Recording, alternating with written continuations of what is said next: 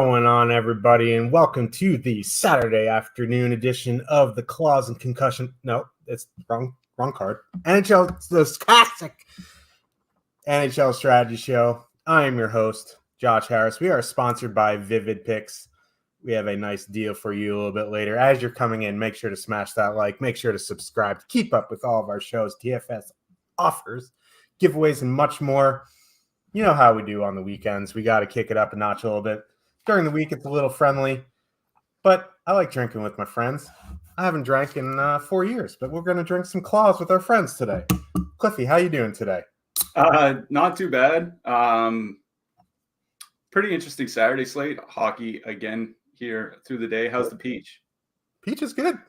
I know Jake, our boss Jake Hari, he's like, this is an absolute disgrace that you're not going to have black cherry, but I'm a big peach slappy. It's actually pretty good. Yeah, I mean, I like black cherry too, but I mean, White Claws, they just make a quality product, and sometimes you got to just give it up for that. No, I'm doing well. Wearing my next wrestling Christmas sweater. We got the Bray Wyatt sweater here today. Shout out, well, I guess rest in peace, Bray Wyatt. Not shout out. Going out for the homie. Yeah. Yeah. But no, just I like slates like tonight because they kind of encourage active participation, right? Like there are 6 games, 12 teams, 10 of those teams are on a back-to-back. So there's going to be a lot of late information coming in. There's injuries all across the slate. And the funny part is the 2 teams that didn't play yesterday are playing the late game. And Arizona's one of them. Information's always tough to come by from them regardless. And we saw how the home teams fared yesterday, and Vegas didn't skate yesterday. I couldn't find anything about them having some sort of practice yesterday, so I'm assuming the morning skate that just started for Vegas is their first time on the ice as well. So it makes for an interesting slate because I think there's definitely late swap opportunities. There's opportunities at warmups to get low-owned combinations if somebody's out or if somebody gets called up or what have you. So I like I said, I do enjoy slates like this because I think these kinds of nights where you're paying attention to the news can be very, very beneficial. So, just kind of looking forward to what should be hopefully a better night than last night because, ooh, buddy, those Tampa Bay Lightning brought the hammer. Yeah, they did. 8 goals on 14 shots. The Lightning had 4 goals on 4 shots on the power play last night. The Hurricanes held them to 10 shots. 5-on-5, and they got nuked. It happens, right? You talk about how good the stall line is, this and that, and it's hockey. I mean, I was trying to think. I don't ever remember seeing a goalie play all 60 minutes and finish the game with more goals against than saves. Like normally when that happens, it's like 4 goals against, 2 saves, and you're pulled after 15 minutes or something like that. I don't remember a goalie finishing the game like that. It's quite literally an historic game. And I see Adam Wagner in chat saying he was all over Tampa 1. So good for him. Good for you. I'm glad that worked out. Just not a good game. Carolina goaltending, man, kind of looking like the Cam Ward era of like 5-6 years ago. So hopefully things turn around for them. But more bad goaltending on the slate tonight. Can't wait to talk about those spots. Oh, it's an evergreen statement. Like bad goaltending can pop up anytime, but Carolina goaltending has been atrocious this year. Doesn't matter if it's Ronta, doesn't matter if it's Kochetkov, Freddie Anderson's been bad. Just goes on and on. Kreider hat trick watch. The Rangers top line doing some work. It's not a 5-on-5 though. Kreider had a power play goal and a shorthanded goal, so that's what he does. There is this, I really like this slate. Besides the active participation point, right? On Saturday, there is a lot of set it and forget it. So, like, if there is news, you can, if you're around and you're not, asleep at the wheel, you can react and, get a good combination in there. But also, like, this isn't just like, oh, let's play Colorado 1 and forget it. Because there is another very, very expensive line on this slate, which we're going to talk about in a minute. Before we do, though, we should It is the Devils, by the way. And for Black Friday, you can get any Sims package 50% off for new customers. Deal ends on Sunday. If you signed up with the Millie promo, don't worry, we got you. You'll be emailed a coupon that allow you to renew your sub for 50% off your next payment. Build up to 10,000 lineups Build up to 10,000 lineups on Stochastic, 5,000 for NBA in 60 seconds with our contest generator. Base package allows you to build up to 500 lineups and export up to 20. The max package allows you to build up to 10,000 lineups for NFL, 5,000 for NBA. With unlimited exports, you can click the link in the description below. You can go to stochastic.com. You'll see the big promo right at the top of the screen. So check that out if you are interested. I love those packages. I use them for NBA when I play. I use them for NFL all the time. It is very good. We should get into this first game here. Buffalo Sabres with a 2.9 total. Heading into New Jersey, the Devils have a 3.7. See some people in chat saying, the Devils are a little off right now. That could be the case, but they have reunited Jack Hughes, Tyler Toffoli, and Jesper Bratt. That line is $23,300 on DraftKings, $900 cheaper than Colorado won. I believe they have the same total. They do. They're both played yesterday. They're both at home tonight. If you're spending up, it's really going to be a choice between Colorado 1 and New Jersey 1. And I feel like New Jersey 1's going to be lower owned just on the basis that Colorado 1's been rolling and New Jersey 1's kind of been in a doldrum, you could say. But like Jack Hughes hasn't been with Toffoli and Bratt. This is a good matchup. There isn't many concerns on the defensive side for Buffalo. The goaltending hasn't been great. They've been a bit better defensively recently, but it's fully correlated on the power play. They have a 35, almost 36% chance to be a top 2 stack tonight. If I'm not playing Colorado 1 tonight and I'm spending up, it's going to be New Jersey top line. Yeah, I did write up Jack Hughes for the picks article, basically because it was like between him and McKinnon, they're right at the top for projections here today, regardless of position. So wrote up Jack Hughes in the picks article today. Free to read over at stochastic.com. Just head on over to the NHL section. He skated at least 22 minutes in the 3 games since he's returned, which is more ice time than he was getting earlier in the year. And he's a guy that, obviously has a really high shot volume. He's top 5 in shot attempts per minute on the season. So it gives him a high peripheral floor, good for cash games, all that kind of stuff. But, that trio has been good in a small sample. And I think you'd expect them to be, right? Like that's 3 pretty talented players, 3.7 expected goals per 60 minutes at 5-on-5, 42 shots per 60 minutes. So they're generating a lot.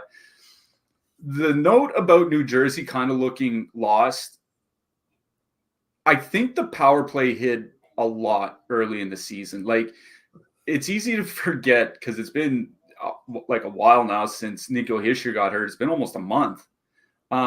Their first 8 or 9 games, they weren't a top 10 team by expected goal share at 5-on-5. And they were a bottom 10 team in 5-on-5 goal scoring. They were doing all their damage on the power play. It's why Luke Hughes was leading the rookie scoring race at one point because 8 of his 10 points at the time were on the power play. Jesper Bratt, it was the same thing. It was Jesper Bratt's up to 21 points. And it's 13 of them are on the power play. That's how good the power play was early in the season.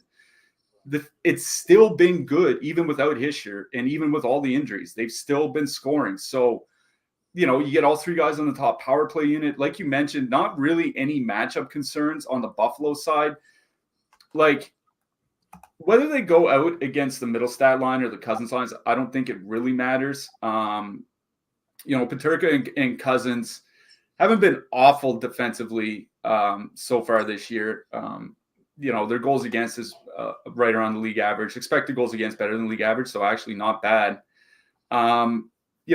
It's the top line that has been a little bit worse defensively with Middlestat there, but they're also pretty good offensively. So it is an interesting matchup. Obviously it favors the New Jersey side here. It's just whether you want to spend up for them, right? Because that once you put a $23,000 line into your lineup, you are really limited in where you have to go. You mentioned their top stack, 35.8%. top 2 probability on DraftKings here tonight. So I certainly get why people would want to stack them. For me, the problem is Buffalo's penalty kill has actually been pretty good this year. It's the one thing that has been fairly consistent basically the entire season. They do take their fair share of penalties. They're shorthanded about 3.6 times per game, but they've only given up 10 power play goals against in 20 games. Most teams are like way higher than that, 0.75 power play goals against per game, something like that, or if not higher. So the penalty kill has been pretty good. You can probably chalk that up a little bit to goaltending. I like to think it's part of the systems as well, but the penalty kill has been pretty good, and this team has struggled to score at 5-on-5. So I think, I certainly agree that New Jersey's top line is probably one of the 3 or 4 best lines on this slate. But there are more than enough reasons to not want to play them here tonight. So, I think they're fine to play. I wrote up Jack Hughes. He's certainly a cash game option and all that. I just don't know if that's the spot that I'm going to be going to pay up. Holtz and Haula, assuming they're together down on the second line, don't really have great numbers. They're coming in with a lot of ownership. They're probably going to get more of that Buffalo 2 matchup, which has been the better defensive line. So I think I'm out on New Jersey 2. And then you get down to New Jersey 3. I'm not even convinced that those lines will stay together. They got mixed up last night as they were. Dawson Mercer just has not been shooting the puck. 14 shot attempts in his last 5 games. Under 3 shot attempts per game is pretty bad. Over the course of a full season, that would lead to 120 shots on goal, 1.5 shots per game. It's just not good at all. So he's not generating. Michael McLeod was down to 13 minutes last night. So I think Buffalo's depth can be had. So if you want to one-off Mercer or, one-off McLeod or something like that, I think that's fine. But, I think for me, it's New Jersey or nothing. And I'm perfectly fine fading New Jersey here. I did write up the Buffalo top line in the picks article today. I really, really like having Casey Middlestad on that top line. They have been really good going back to last year. 3.6 expected goals for, 5.4 actual goals for per 60 minutes. And you want to talk about bad goaltending, just talking about Carolina. New Jersey's has been not as bad, but pretty bad this year. The note that I make in that picks article is the only teams with a worse save percentage than New Jersey are Minnesota, Edmonton, and Carolina, right? They're 29th. And that's something that's been a problem for them for, 3-4 years now? This isn't just a 20-game sample. So I do like Buffalo 1. They're coming in a little bit over-owned on the top stacks, 11.7% top stack, 13.6% ownership. It's a little high, but there are obviously ways you can get different. You just include Rasmus Dahlin in the stack.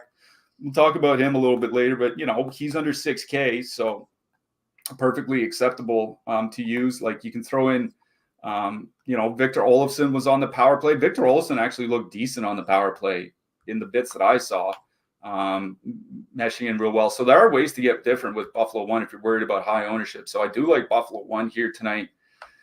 As for the depth, they had 2 guys injured. If Gergenson's got injured in the game, Greenway, I think, didn't play, so they went 11-7. They might have to make 1 or 2 call-ups from the AHL. I haven't seen anything yet. Matt Savoie is in the player pool. Somebody like Yuri Kulich is not. So I guess we'll have to see a warm-up. So I guess for now, I really do like the New Jersey top line, or the Buffalo top line, sorry. I don't mind the New Jersey top line. They're obviously in play. New Jersey 3 would be where I would go if I'm looking for a super cheap one-off or something like that. I don't mind the Buffalo second line, Cousins, Peterka, and Benson, if it is them, because there is not much ownership there. And if you are going to jam in Colorado 1 and you need a cheap filler and you don't want to play Chalk Sharks, which we'll get to later, they're not going to be that expensive. There's other cheaper lines too that you can play, but I don't mind them. Zach Benson has looked pretty good. And, he plays 13 minutes or whatever, but he's very, very cheap. So I don't mind that as well. The Toronto Maple Leafs with a 3.4 total heading into Pittsburgh. The Penguins have a 3.1 total. If you didn't know, the Leafs lost in overtime to the Hawks yesterday, giving up a hat trick to Jason Dickinson. Every time I say Jason Dickinson, I think of that Saturday Night Live skit with Bruce Dickinson, who played him. It's the I need more cowbell skit. Anyway, someone will know. You look at the ownership in this game. Yeah. It worries me. Yeah. It worries me. Like Matthews Marner's knees projected at 4.6% ownership right now. They're under 20,000 the full stack. Now the Nylander line coming in, 11.5% projected, but they've obviously been the better line. Whatever. But getting a Matthews line under 5% is worrisome. And then on the flip side, right? Crosby line at 4% as well against a team that just gave up a hat trick to Jason Dickinson. So like, I don't know, man. Like they're not overly expensive top lines. 18,600. And yeah, I know it's Christopher Walken there, Haas. I was talking about, never mind. But Toronto won under 20K. Like I would much rather play Toronto 1 here than New Jersey 1. One, you get them less owned. You're saving almost $4,000. You can fit a competent line in there with them. You're not like automatically dumpster diving to like a Sharks line you don't really want to play, or another cheap line, like a cheap third line that you don't really want to play. So I really like Toronto 1 here, but I also like Pittsburgh 1. Yeah, this is an interesting game because of the injuries, and also you and I have made fun a long time.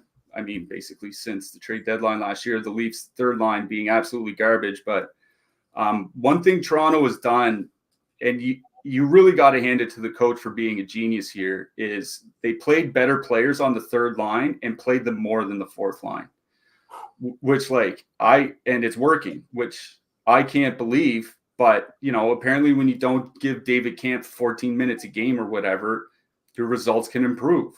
And they have. So it's an interesting slate game because I think there are 3 playable lines on both sides. And that's not something that happens very often. So the Pittsburgh top line, I was looking at their numbers with and without Brian Rust so far this season because, he has been moved down at times very sparingly.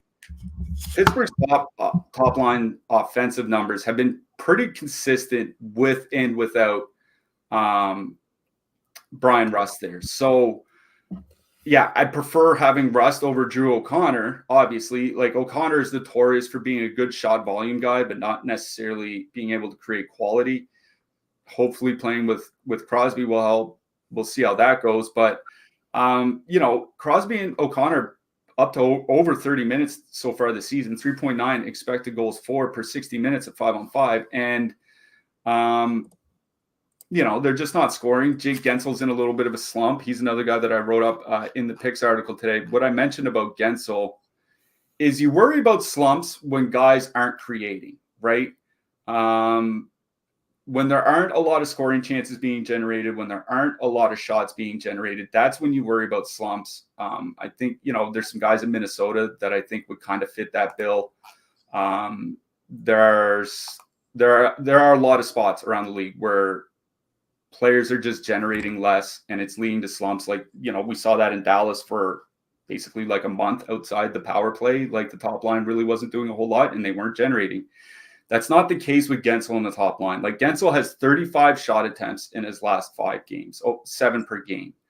I was looking earlier this season, he had a 5-game stretch where he had 36 shot attempts and he had 3 goals and 4 assists in 5 games. Like that's just kind of the way that this goes. They're just in a little bit of a funk right now, but they're still generating with O'Connor there. They were generating in all their minutes without Brian Rust.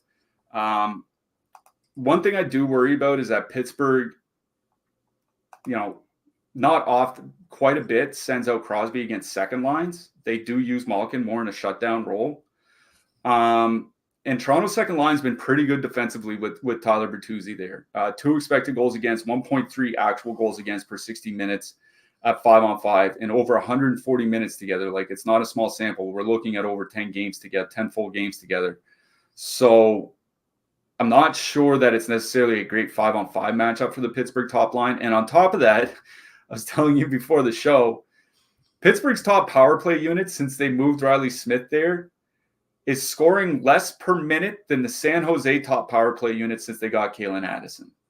I kid you not, they're scoring less than the Sharks. So it kind of gives you an idea of just how bad the Pittsburgh power play has been. And, you know, Toronto doesn't take a lot of penalties. Pittsburgh doesn't draw a lot of power plays. So if they only get 2 or 3 power plays and the power play is bad, you're probably going to need to get there at 5-on-5. And then it's a bad 5-on-5 matchup. So I'm not super keen on Pittsburgh 1. I get wanting to play them because of that ownership. There is going to be low single-digit ownership on them.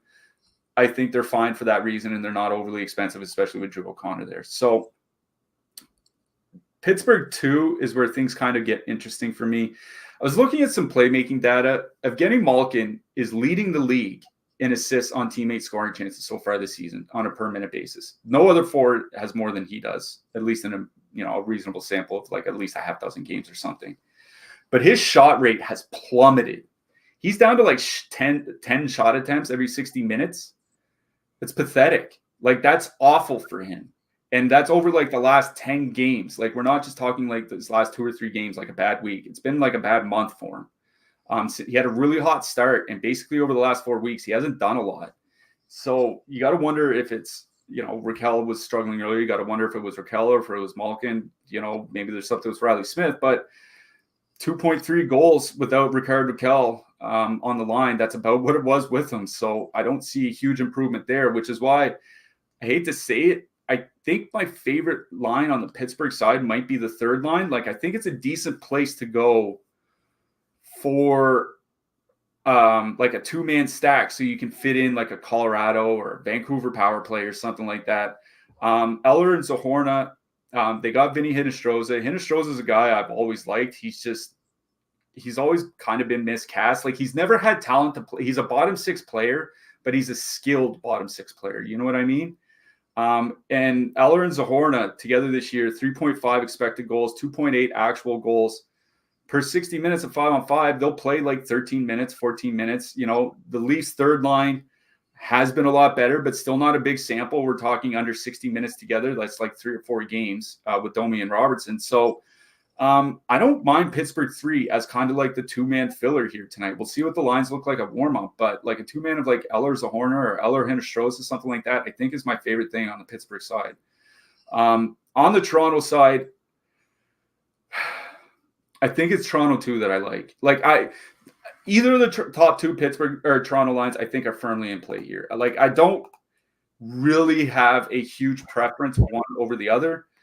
For me, it's that William Nylander basically just isn't slowing down. That's kind of the thing, is like, he's been tremendous basically from the first game of the season. He still has, like, his last 5 games, he has 9 points and 21 shots. You know what I mean?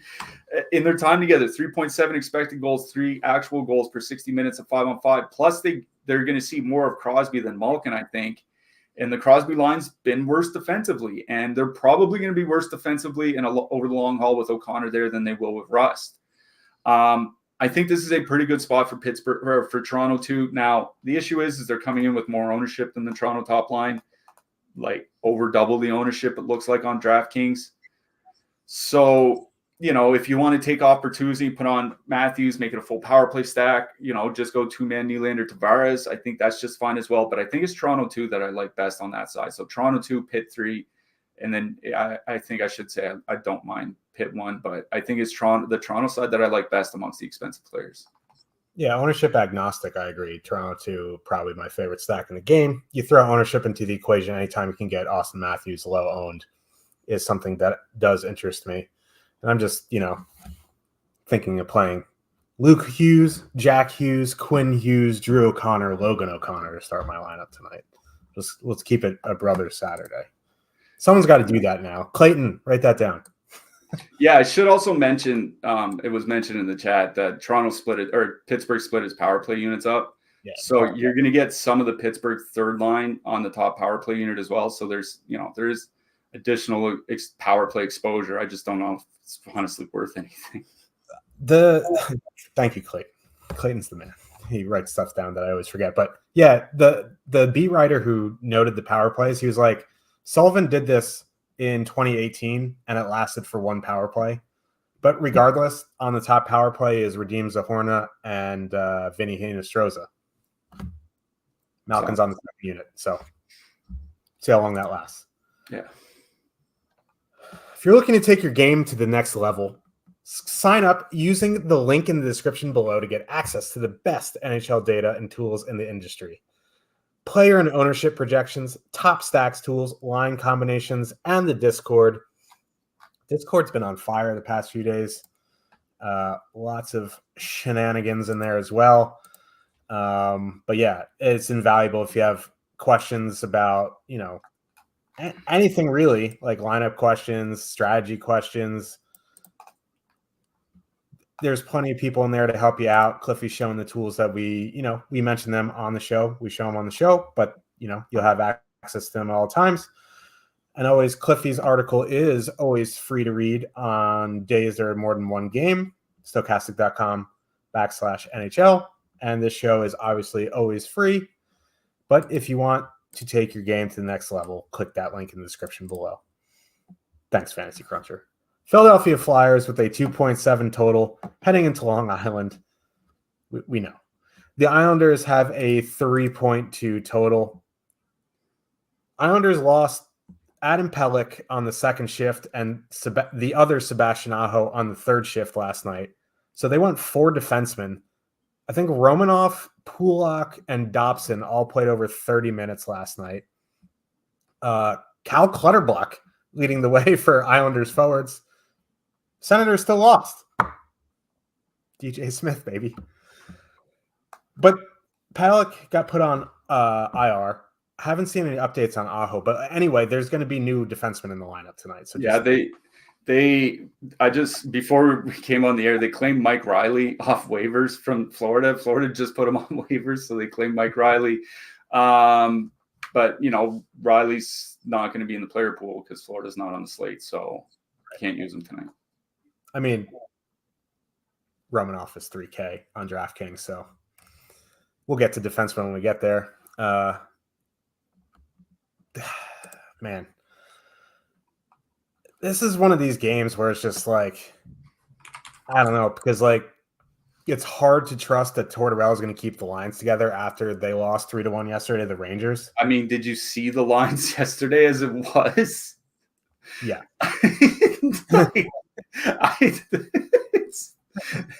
He was pissed.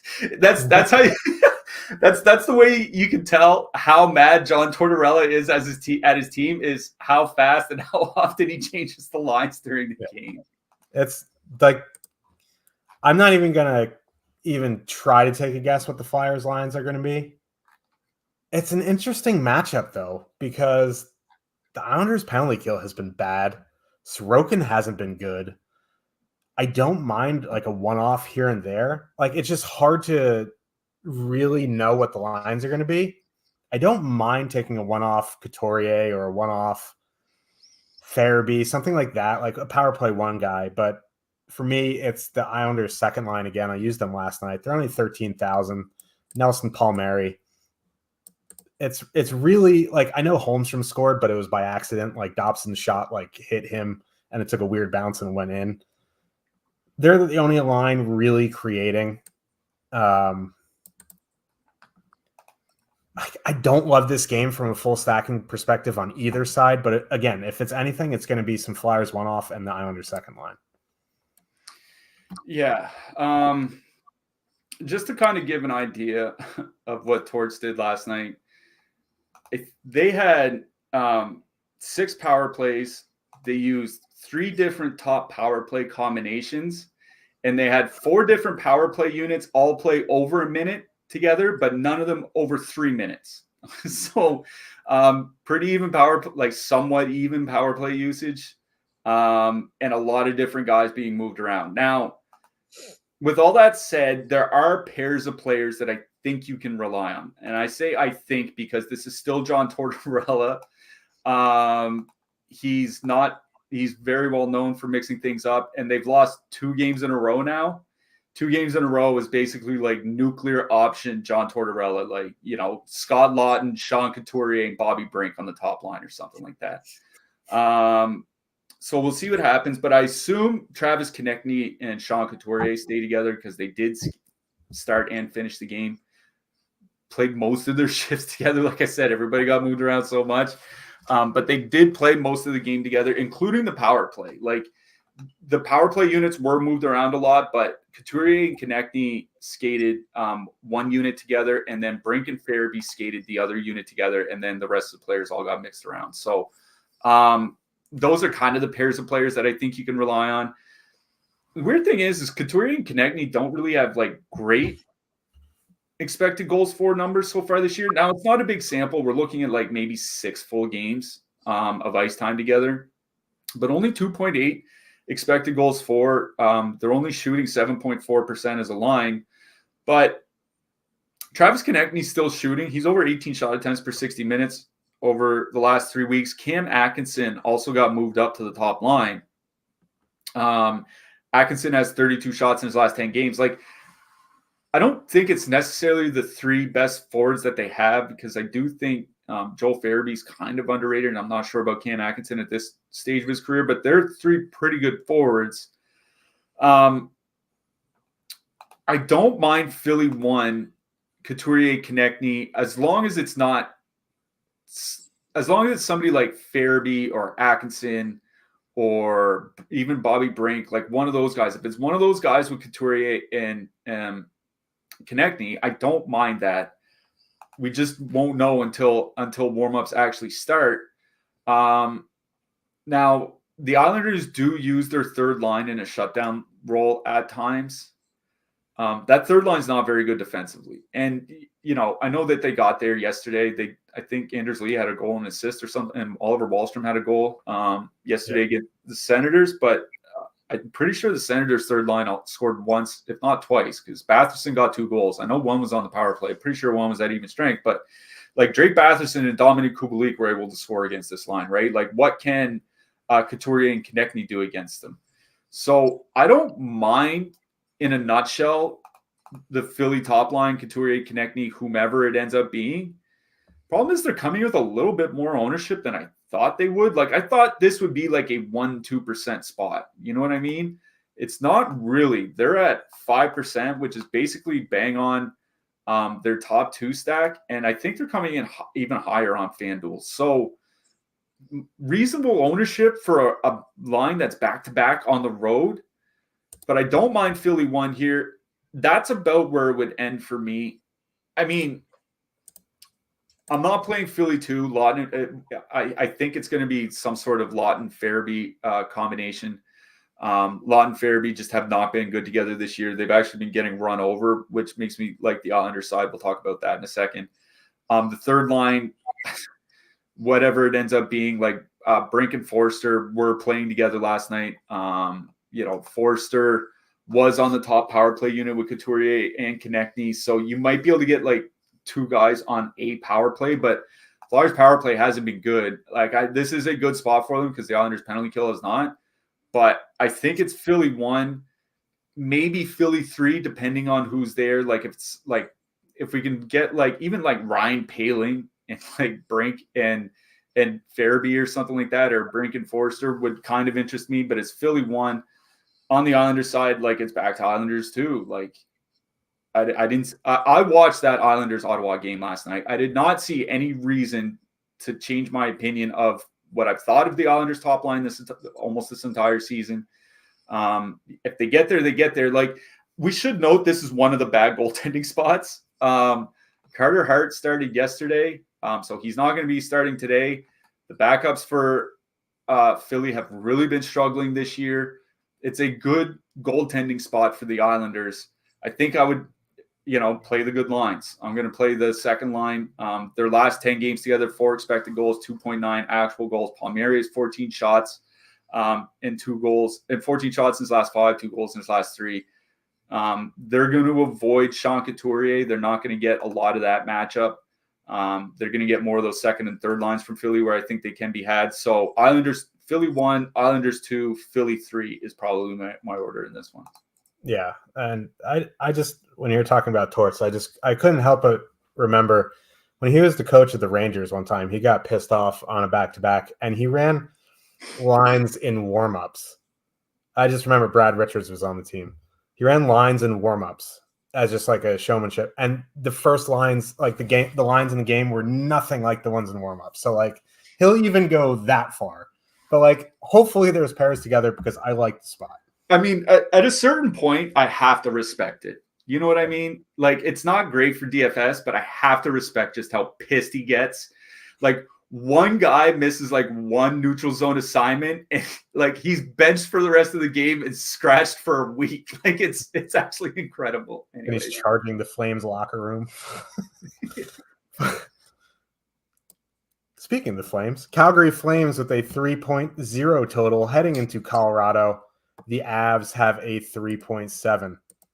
Markstrom ran last night, so oh boy, it's gonna be Vladar. Markstrom got lit up. I mean, what? Like, that's another one of those games. The Flames scored 5 goals in 25 minutes of game time. It's hockey, you know what I mean? Like, I don't know. Like, now we have Vladar, and he's gonna, 47 shaves shutout. You know what I mean? But like, Colorado won. Like, no surprise, is my favorite line of the night. They're 24,200. They're just playing monster minutes. Nichushkin has been shooting the puck like his hair's on fire for some reason. Not complaining about it. They're coming in under 20% projected, which is less than half of their top 2 stack percentage. Like they're going to avoid the backhand line. I don't know what to say about Colorado 1 anymore. It's like when I used to write articles, and by the end of the season, it's like, what do you even say about McDavid? Like if I write up McDavid, I'd say just play him. Period. Next paragraph. You know what I mean? We're in the same boat for Colorado 1 here. On the flip side, it's probably that Coleman line. They looked pretty good last night. They're 11-7. They're coming in half the ownership as the Sharks. I don't like if you need like a filler for New Jersey 1, don't mind going to Backlund, Huberdeau, Coleman, because Georgiev did go last night, so I don't even know who the Avs backup is. It's Prospatov. Oh yeah, that's right, Prospatov. He's actually okay, but like he's not Georgiev.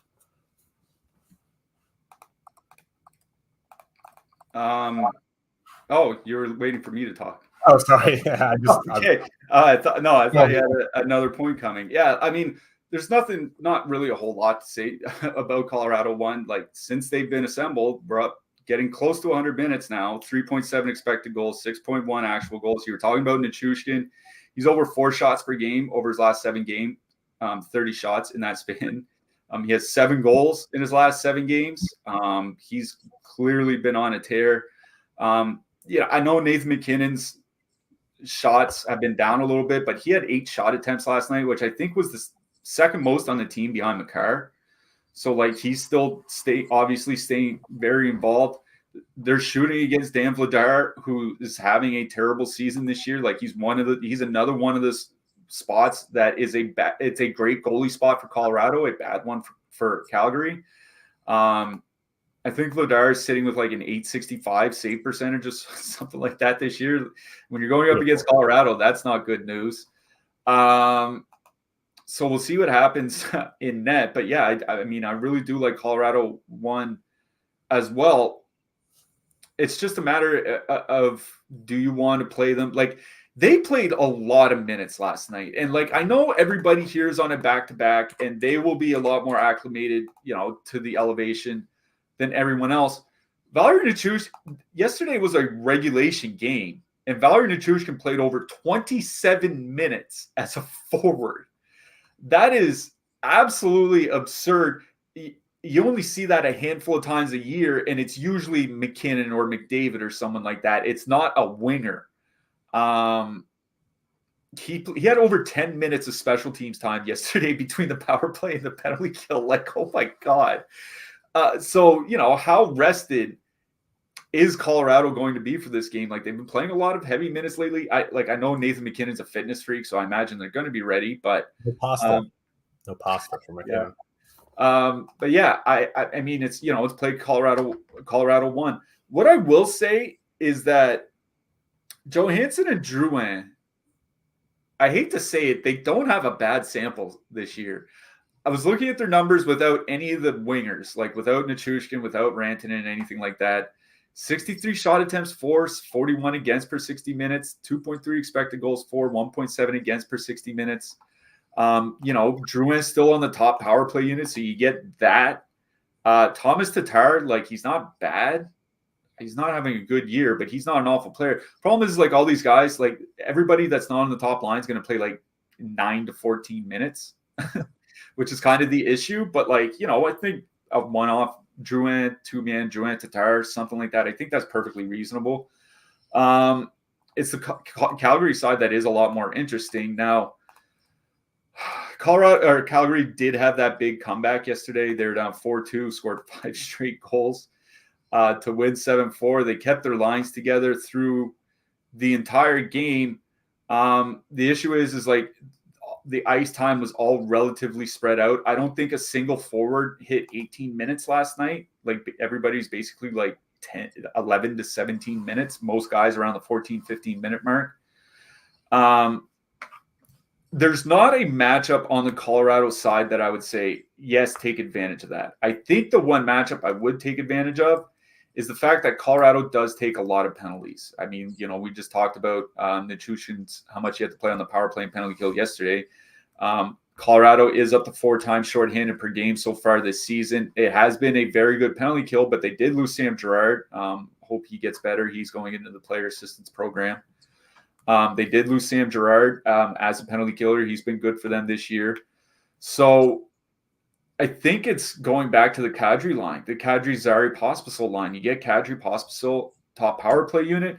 Kadri and Pospisil are 1 and 2 on this team in shot attempts over the last 10 games per 60 minutes, per minute. So you get the 2 top shooters. You get the 2 guys that are on the top power play unit against a team that's taking a lot of penalties. Like, I think it is the Kadri-Pospisil-Zary line.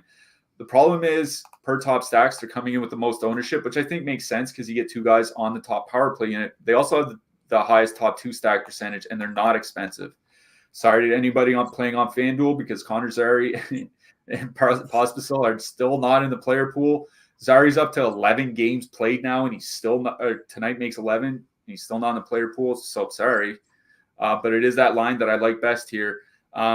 If you want to go back to Backlund, Coleman, Huberdeau, I think that's very much in play. But it is that Calgary third line that I like best from their side. And, of course, I like Colorado 1. Don't forget, I don't completely exclude like a Drouin Tatar 2-man. I think if you need to get really cheap, all they need to do is just donk 1 goal and it'll pay off for you. So I don't mind them as a cheap 2-man. The one thing I will say about Drouin is the Avs are committed to making Drouin work, even if it doesn't. Like, they are making an effort. Well, I agree. I do agree with that, but I also think part of it is like outside, like Colton and Wood have been pretty good together this year. Outside of that, the rest of their depth has been garbage. Like, I've been saying that Drouin being on the top power play unit says more about how bad Ryan Johansson has been than how good Jonathan Drouin has been. So I think that's, like, I wouldn't say like they're not married to it. It's just like they're kind of running out of options because nobody else is playing well. Mr. G told us last night, he's like, when is Bednar going to just lock it up and put Ross the Boss on power play 1? The guy is playing less than 13 minutes a game and he's on pace for 30 goals. Like, please use him more. Yeah. Come on, Ross the Boss, or Bednar, Jared Bednar. As we mentioned off the top, we are sponsored by Vivid Picks, and you can get a $300 deposit match on your first deposit. That's 3 times the standard amount. You got to use the link in the description below.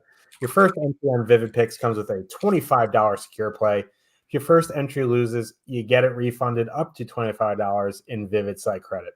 Predict whether players will have more or less than their projected stats across multiple sports, and combine your selections for bigger payouts. We're actually not going to talk about the Sharks game last because we actually wanted to save a game for after the Sharks. Vancouver Canucks with a 4 total. Heading into San Jose, the Sharks have a 2.6 total. Jesus Christ. Here we are again.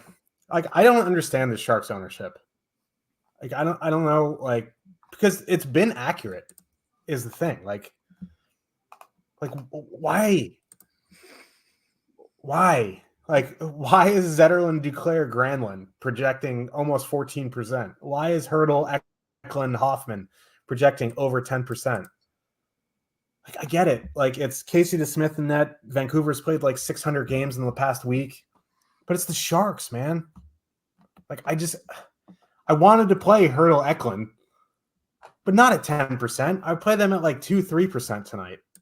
Like, chalk Sharks just make me want to, I don't even know what I would want to do. But like, then you look at the other side, and Vancouver's lower owned than the Sharks with a 4 total. Like, how do you not go to Miller, Besser, Beauvillier? It's 17,200 at 8% projected ownership.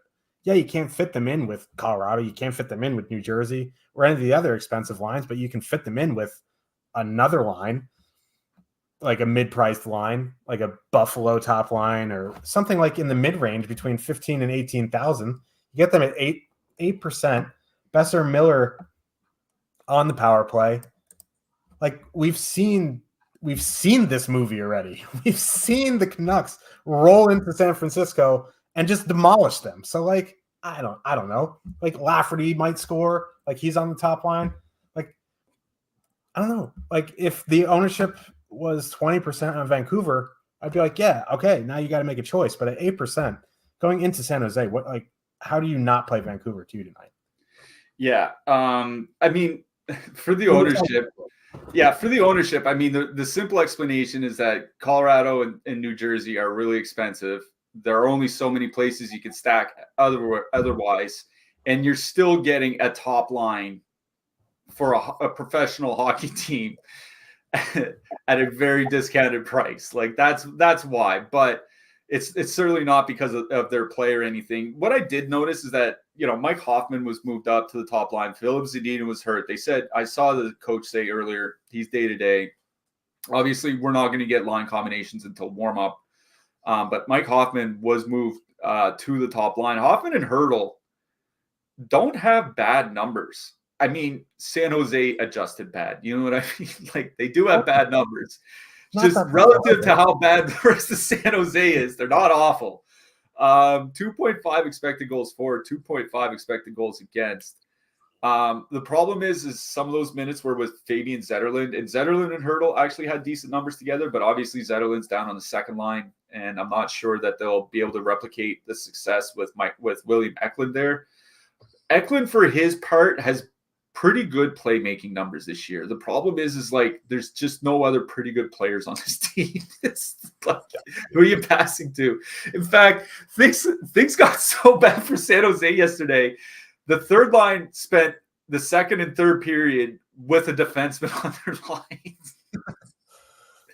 So, like, I do like, if you're playing Colorado, if you're playing New Jersey, I do get going to like a San Jose one, even like a 2-man of Hurdle and Eklund or something like that. 2-man of Granlund and Duclair. You get 2 guys on the top power play unit. Like I did mention earlier, the San Jose top power play unit has not been bad. That's the one thing that they've been able to hang their hat. There's been 2 things about this team that have not been bad. The goaltending's been good. In fact, pretty good on some nights. And the power play, at least since Kalen Addison been there, has been roughly league average, maybe a little bit worse. But like, this team being anywhere close to league average in anything is a miracle.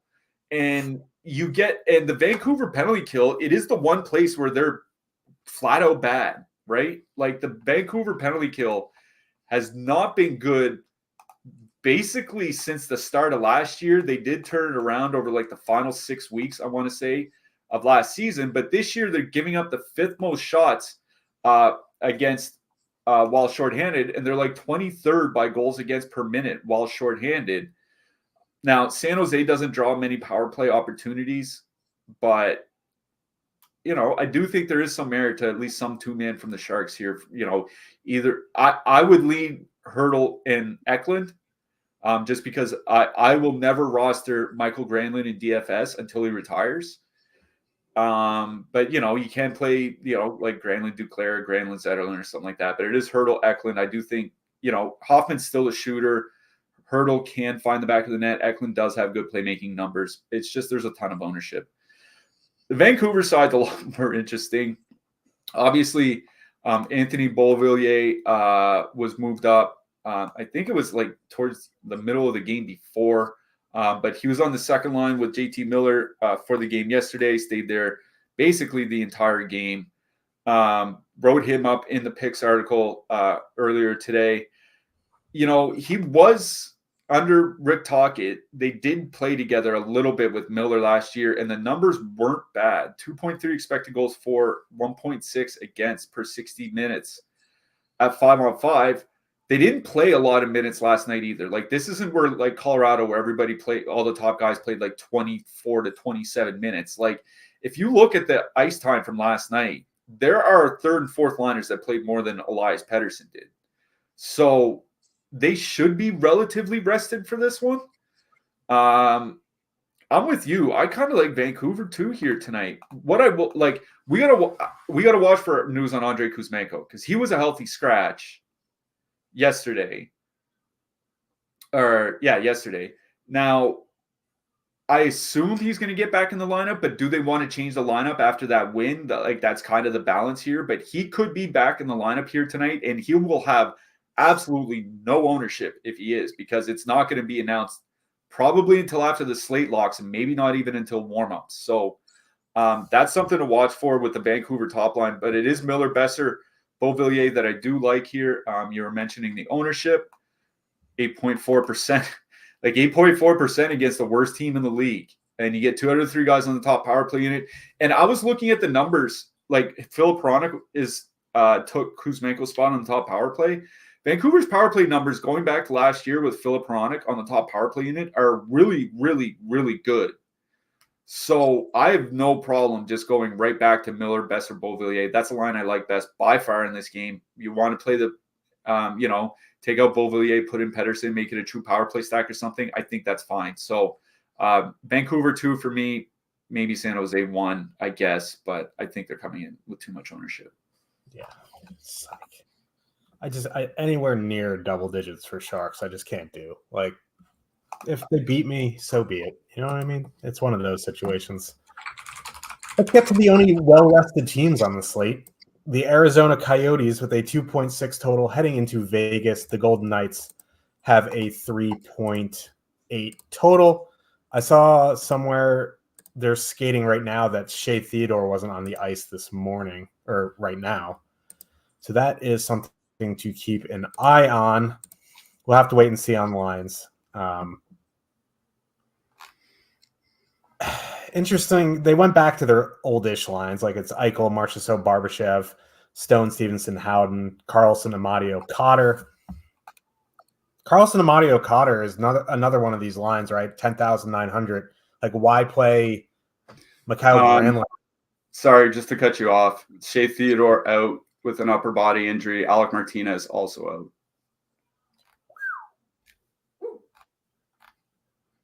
out. That's a lot of blue liners.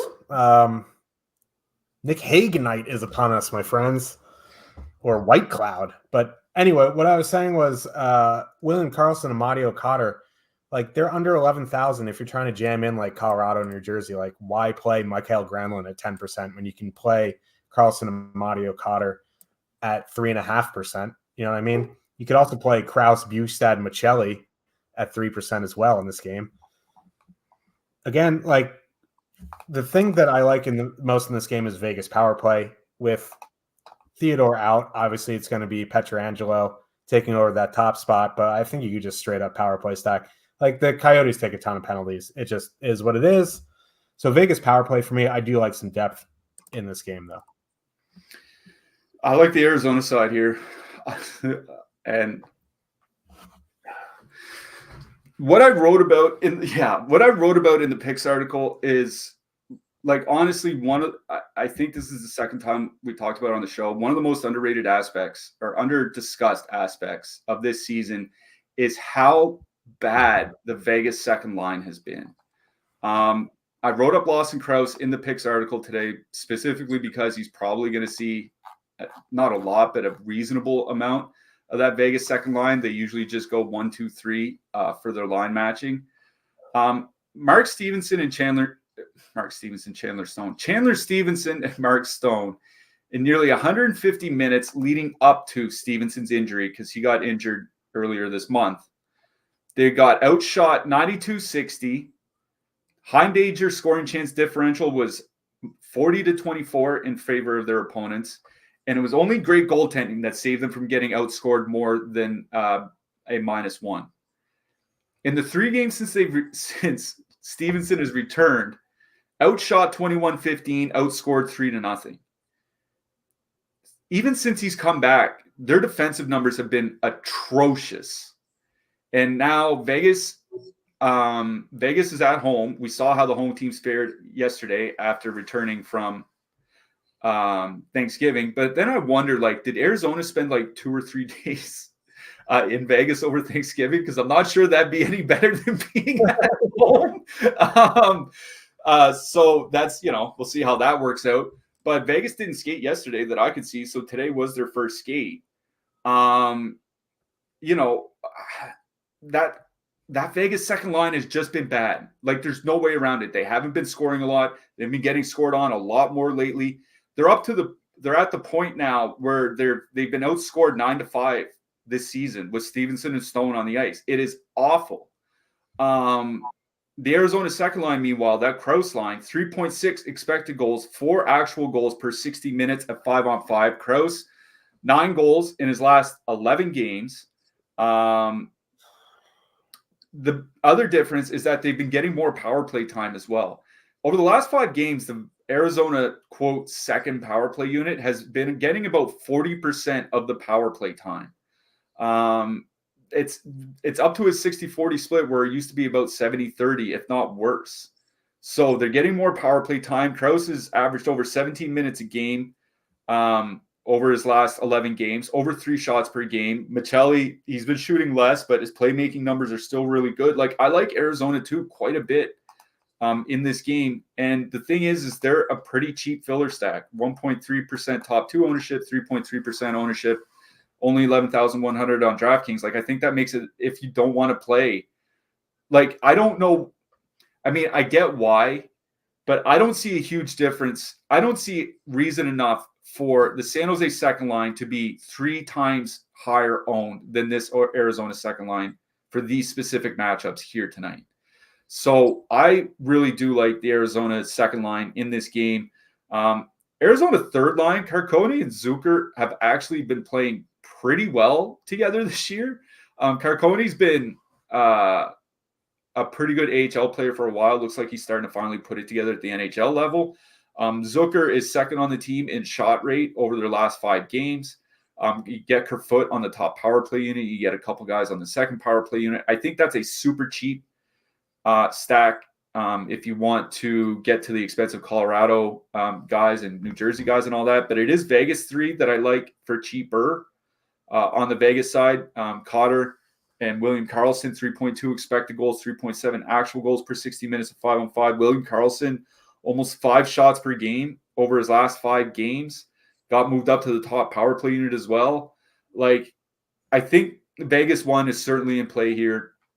I wouldn't argue. I think this is just a nice matchup for cheap lines on both sides. I think this might be a good spot to go get your cheap stacks, to play with your Colorados, with your New Jerseys, with your Vancouver power plays and so on. So Arizona 2, Vegas 3, Arizona 3 would probably be my order in this game.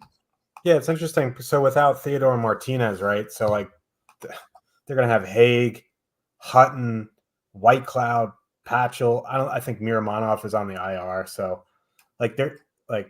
their blue line is going to be a bit compromised here. It's good for DFS though. There's 4 min price guys, but that once you get past Pietrangelo and McNabb, who's probably going to go out a bunch against Clayton Keller line anyway, there's not much there to save Stevenson and Stone, who are already bad. So yeah, I like that Arizona 2 call a lot. Yep. Let's see how it goes. We will. Coming up after us, only one show. NBA Live Before Lock, 6 p.m. with Neil and EMAC. So if you are NBAing tonight, make sure to stick around for that. Let's talk about real quick. I'm just seeing Buffalo called up Isaac Rosen and Yuri Kulich from the AHL. They're not in the DK player pool that I could see. If they're not in the DK player pool, I can't imagine they're in the FanDuel one. So tough break for tonight, I guess. I mean, did you see the FanDuel early contest yesterday for the 8-game slate? They had a $4 with a total prize pool of $500. So it's incredible stuff. Yeah, just let's talk a little bit about defensemen here. I played Makar last night. He was 7,900. He played 28 minutes. Now he's 8,100. He didn't have like the best DFS game, 2 shots, 2 blocks. He had the most shot attempts of anyone on the Avs last night. He couldn't hit the net. I think it was 13 shot attempts and 2 shots on goal or something like that. It's like hit the net, man. Spraying. Yeah, he was spraying. But I think this is a good time to go back there. Quinn Hughes. This is a very good spot. Now Petrangelo's in an even better spot with power play 1. So the expensive guys definitely make a lot of sense. Who else do you like him? Yeah, I mean, God mentioned Noah Dobson as well. Like, yeah. I mean, we'll see if Mike Riley's going to end up in the lineup for the game. But even if he is, I can't imagine Dobson's going to play any less than like 24 minutes here tonight, 24 to 25 minutes. So him for sure. I mean, Devin Taves, obviously, in that matchup against Calgary, especially with Sam Girard now out. Rasmus Dahlin, like he's under 6K now. Like once you get to that price range, like even without Tage Thompson, I think he's certainly in play. Philip Hronik as well in the mid-price range. Like I think tonight's not a bad night. Like I think there are some spots where you can do some double defenseman stacks. Vancouver certainly one of them with Hronik and Hughes on the top power play unit. If you want to go to Philly and do like a Sanheim Walker, I don't know if I would do that, but there are certain spots where you can go get a double defenseman. There are a lot of cheap guys I like here tonight. Alex Romanoff, you mentioned him earlier. He's 3K. For the same reasons, I like Ryan Pulock as well, but I would prefer Romanoff. Like just go get the cheaper guy. His peripherals have been really strong this year. Troy Stetcher for Arizona.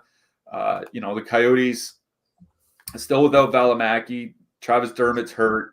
They said they're going to scratch Matt Dumba. So there are only so many. Somebody's got to play hockey. So, I imagine Stetcher gets reasonable amount of minutes for 2,500. Luke Hughes as well, running the New Jersey power play in not at the best spot, but he's still not super expensive. Jake McCabe for Toronto played 22 minutes last night. He's under 3K on DraftKings as well. I'll mention JJ Moser and Bo Byron. I just think, Moser's probably going to have to play a lot of minutes for the same reasons that Stetcher might get more minutes. With Girard out, there should be more minutes for the Colorado guys as well. So don't mind Byron here tonight.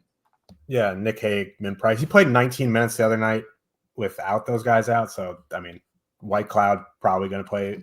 All these Vegas min price guys are going to see a bump in minutes. Yeah. Let's talk a little bit about goalies here.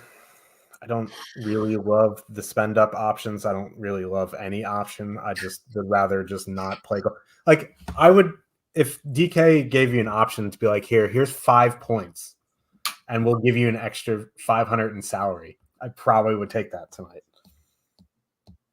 Vitek Vanacek, there's just nothing. Like Connor Ingram, I guess makes some sense at 7,100. Even Capo Kakinen at 6,700. But there's not an option where I go, yeah, man, this feels kind of safe. It's just not there tonight. Elias Sorokin was the guy that I wrote up in the article. It's just 1, his price, 2, Philly obviously back-to-back on the road, 3, the Islanders have been giving up a lot more volume. Now, Philly's not a big shot volume team, but the Islanders have been giving up a lot more volume this year, especially in over the last month in particular. So Sorokin, Connor Ingram for Arizona, 7,100 against Vegas. I just like Arizona in that matchup here tonight. So don't mind him. Prospatov is projecting really well against Calgary, which I think makes sense because Calgary usually has tough time scoring. They certainly didn't last night, but I think he's probably the spend up option that I like the best. I guess Vanacek, Buffalo is missing quite a few guys. Vanacek's only 7,600. Is it Vanacek or Schmid here tonight? It's Vanacek. Yeah, Vanacek. I thought so. 7,600. But like, if I'm gonna pay 7,600 for a goalie, like I just save $100, go play Sorokin is kind of the way I look at it. So Sorokin, Ingram, Prosvetov are the three goalies that I'm mainly focusing on. Yeah, I guess you could play Woll at 8K. Like, I guess. Like, I mean, you can play any goalie you want here tonight. That is true. I might just lock in Magnus Hellberg for 6,500 0. Yeah, it's possible. Who are you liking for your hat trick pick? I'm going to go with someone from our Buffalo Sabres, and I'm going with Mr. Jeffrey Skinner. I'm going to go to your Arizona Coyotes, Lawson Krause. Ooh, that'd make for a spicy slate. Get that Lawson Krause hat trick at 1 o'clock in the morning. I'll be up, I'm sure, because I'm looking for punishment. Yeah. Talking to Haas about drinking red wine. No thanks. Yeah, no, we will be back. When will we be back? We will be back on Monday, 6-gamer. So make sure to smash that like button. Make sure to subscribe. If you're thinking about going premium, I don't know what you're thinking about. Click that link in the description below. Get in the Discord. Clayton, you see him in chat. He'll read you the rules. He is the gatekeeper of our Discord. So good luck, everybody, and we'll see you on Monday. See you on Monday.